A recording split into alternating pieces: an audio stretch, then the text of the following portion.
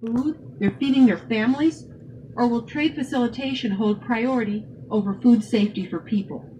Will Americans have access to affordable prescription drugs, or will the new NAFTA further rig the system to delay access to more affordable, safe, generic drugs and biosimilars? Let me ask people to visit Ohio, witness vivid evidence of a trade agreement that failed America's workers and communities as plant after plant shut down. Beyond just the NAFTA trade deficit, all our global trade deficits have ballooned under this administration's erratic trade agenda. In this wake, a modern NAFTA agreement to correct these injustices is long overdue, and I've eagerly anticipated the release of specific text and a strategic agenda from this administration on how President Trump plans to bring living wage jobs back to America. Anything short of specifics that will clearly improve job prospects for Americans will fall short on the president's promises. Congress must not rush any deal of such magnitude only by letting the executive branch negotiate. Democrats have called on this administration to work with Congress to reach necessary and substantive achievements beneficial for all Americans. No more fast track, no more. Any new North American trade agreement must raise wages. It must create jobs in America and create a level playing field across the board. Mr. Speaker, NAFTA, after a quarter century of job hemorrhage, an upending of American workers and livelihoods must result in rising standards of living and new jobs that create real wages and benefits here in our country. I yield back. Chair recognizes the gentleman next, Mr. Conway, for 5 minutes. Thank you, Mr. Speaker. I rise also this morning to honor the life and legacy of my friend, Damon Nelson. Lots of wonderful, lofty things have been said about him this morning in these chambers. Every single one of those were true, and I certainly identify with each and every one of those remarks. I'll not repeat those, but we'll walk a different path. I did not realize the extent to which Damon's impact on staffing across this hill had happened. Once he passed, I began to get information about folks whose lives had been touched and whose careers here in Washington had been started as a result of being hired by Damon and mentored by Damon across all these years. People on my personal staff that I did not realize had a direct connection to Damon had started their careers here in Congress and on the Hill as a result of his mentorship and help. I got to know Damon extremely well as a result of working on the House Select Committee on Intelligence, his role as staff director, particularly when I took over running the Russia investigation. Damon was my direct contact with the staff. He did a masterful job on trying to expeditiously conduct that investigation, making sure that we dotted the I's and crossed the T's, making some really difficult decisions as we walked that path. Damon had, in addition to doing that, kept the rest of the business of the Intelligence Committee, that important business that continues to go on in addition to the Russia investigation. Damon did a masterful job of shepherding all of that responsibility. He did it with class. He did it with a calmness and a self-assuredness that made it work. His humor and yes, sarcasm has been mentioned often today. That was a signature of his, but he used it well in an appropriate manner, never in a hurtful or harmful manner, but in a nice way to keep the atmosphere moving along fine. Mr. Speaker, Damon's memory will live on in all of our lives. Those of us who knew him, we will not forget him. He was that kind of an individual. Obviously, my hearts and prayers go out to Dana and his family. Dana's his wife, whom he adored and loved and worshipped, and she's a hurting place today, as is his family as well. All of us who knew him as a friend will miss him. And Mr. Speaker, I miss my friend. With that, I'd yield time to Chris Stewart. I'd like to thank my friend from Texas for yielding. I also rise to honor my good friend Damon Nelson. He was a dear friend. He was a trusted colleague. He was a loving husband, and he was a warrior who loved his country, who served his country, and we will miss him. Very briefly, I'd like to make the observation that the staff that we work with here on the Hill are some of the finest men and women in the country. And the staff that we work with on the Intelligence Committee is the finest of them all. And Damon was their leader. And he was looked to for his leadership, for his compassion, for his humanity, and for his example of what it meant to be a warrior. I also have to mention his family, as we honor them as well. Some of you know that I wear my father's Air Force wings. My brothers have served in the Air Force. I served in the Air Force. So did Damon's family. Yesterday I had the honor of meeting his father, his mother, both of them retired Air Force who have served valiantly and served proudly. His brother, and I have to mention his wife, an Air Force colonel who is a leader, who is a rock. Having met her, I can tell you I would follow her into battle. She is a great example of the finest young men and women that our nation has to offer. This family has proven that they love their country by serving their country. We honor them in this small way today. In the words that we say, Damon, God bless you. To Damon's family, God bless you. Thank you for now generations of service to your country and for being an example to all of us. And with that, Mr. Chairman, I yield back to Mr. Conklin. Mr. Chairman, Mr. Speaker, finally, we had an opportunity yesterday to share with Dana, his wife, and his mom, stepdad. The staff was in the room, and we got to hear the staff talk about Damon. It was clear from those conversations that Damon had created a family, that they loved him, and that they respected him as a professional, and that his leadership was evident across that entire exchange. And it was heartwarming to hear those stories about Damon and the way he led the staff of the committee. We will miss him, and I would ask our nation to continue to pray for his wife and family as they walk this dark path, but knowing that he made this world a better place to live in, and that he helped mightily across a long period of time to help protect us for some really bad folks. We love you, Damon Nelson, and we'll miss you. With that, Mr. Speaker, I yield back. Chair recognizes the gentleman from North Carolina, Mr. Budd, for 5 minutes.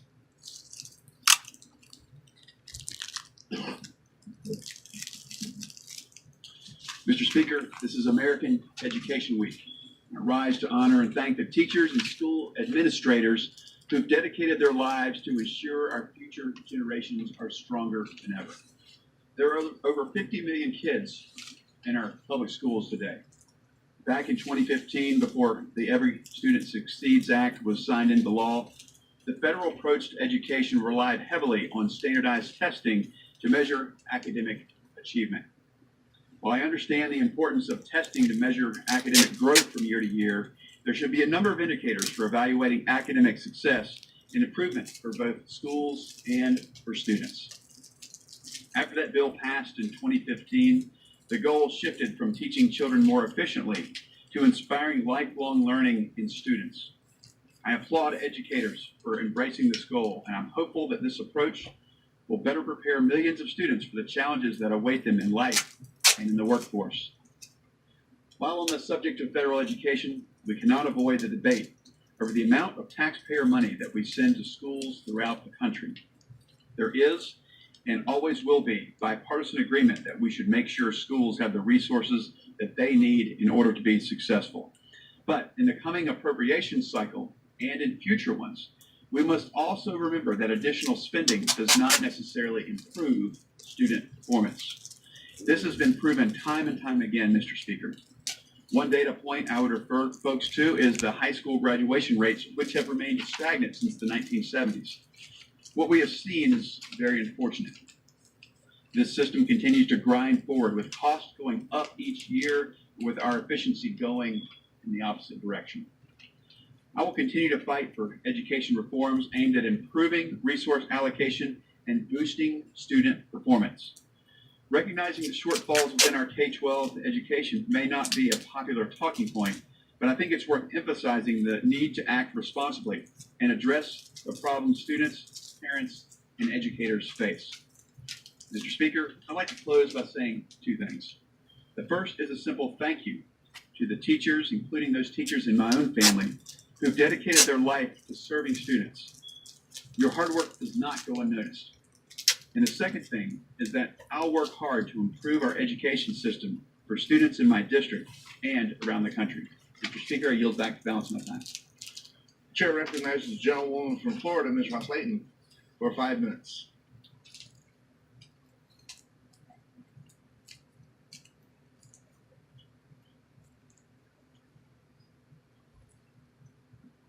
Mr. Speaker, last month I was so privileged to stand in the city of David, the site of ancient Jerusalem.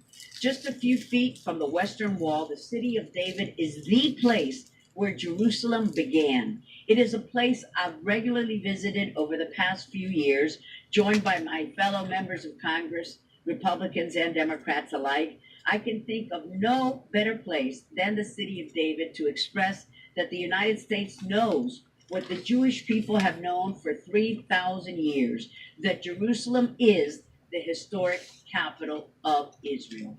This reality was reinforced when the United States correctly relocated our embassy to Jerusalem earlier this year, and I call upon more countries to do the same. The historic bond is evidenced by the incredible discoveries that are being unearthed in the archaeological excavation throughout the city of David. These excavations affirm the millennia-old connection of the Jewish people to Jerusalem, not as a matter of faith, but as a matter of historical fact, despite UNESCO's ongoing shameful efforts to declare otherwise. Among the most significant discoveries presently being unearthed in the city of David is the ancient pilgrimage road. Built over 2,000 years ago, the pilgrimage road running from the pool of Siloam at the southern tip of the city of David to the footsteps of the Western Wall and Temple Mount served as the main thoroughfare of the Second Temple Jerusalem. Millions of people joined together to ascend to the temple during the festivals of Passover, Pentecost, and Tabernacles. Both the pilgrimage road and the pool of Siloam have deep significance to Jews and Christians alike. It holds profound meaning to countless millions of Americans. Antiquities discovered along the pilgrimage road tell the story of both the vibrant culture of the Second Temple period Jerusalem and the devastating destruction of Jerusalem at the hands of the Romans, which ended tragically in the year 70 Common Era. In the future, visitors of all faiths and backgrounds will be able to walk this route of their ancestors upon the very flagstones as their ancestors did 2,000 years ago. In the Givati parking lot excavation, another active excavation in the city of David, 10 layers of ancient Jerusalem civilization dating back some 2,700 years have been uncovered. The layers include Jewish, Greek, Roman, Byzantine, Persian, Muslim, Crusader, and Ottoman, so that each visitor to the city of David can truly say, I also have a connection to Jerusalem.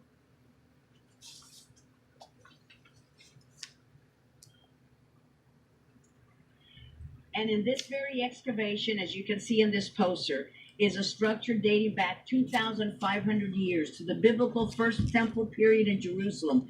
A seal of ancient Hebrew writing was found.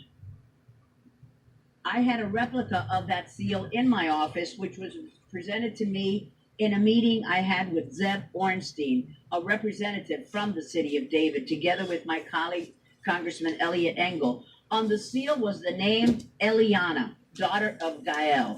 I can't even begin to describe my emotions when I learned that a seal with almost my very own name was found in the city of David. And I, like countless Americans, feel a deep personal connection to Jerusalem, to her history, to her heritage, to her holiness. In fact, it is only over the last 51 years of Israel's sovereignty in Jerusalem that people of all faiths and all backgrounds have enjoyed freedom of access and worship at their holy sites, whether they're Christians, whether they're Jewish, whether they're Muslims. Such freedoms cannot be taken for granted in the Middle East, where, with the very exception of Israel, the only democracy in the region, they are not easy to find. During my nearly 3 decades that I've had the honor of serving this wonderful institution, support for Jerusalem as the capital of the Jewish state of Israel has been bipartisan. And I call on my colleagues from both sides of the aisle in the coming Congress to ensure that that never changes, to ensure that the historic bond between the Jewish people and Jerusalem remains undeniable. Together with millions of Americans, I salute the work of the City of David Foundation, and especially my friend Zev, who did not even want me to mention him, tough, in uncovering our shared history in Jerusalem, making it accessible to all of us who want to experience these discoveries for themselves. So congratulations to Zev, I've said it again, for the discoveries at the City of David. Many more to come. Thank you, Mr. Speaker, and I yield back. Chair recognizes the gentleman from South Carolina, Mr. Norman, for 5 minutes.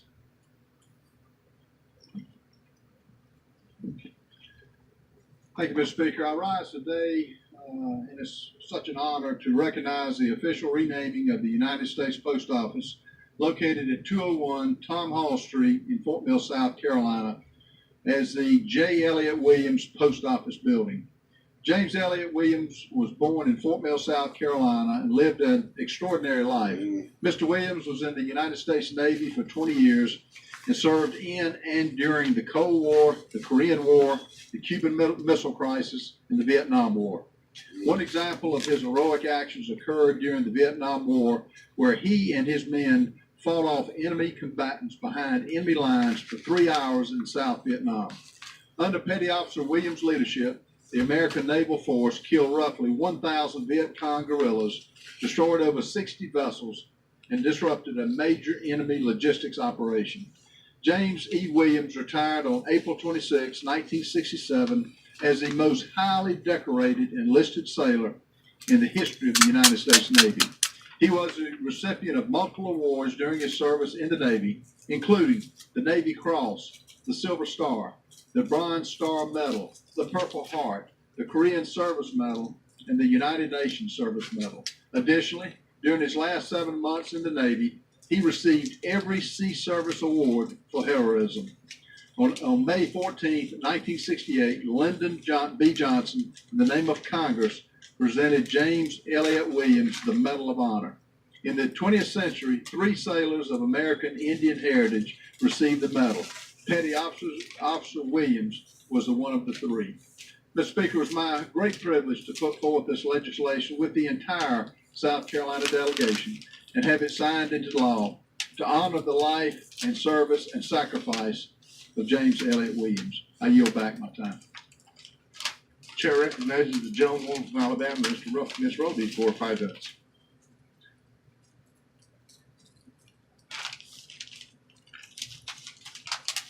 Thank you, Mr. Speaker.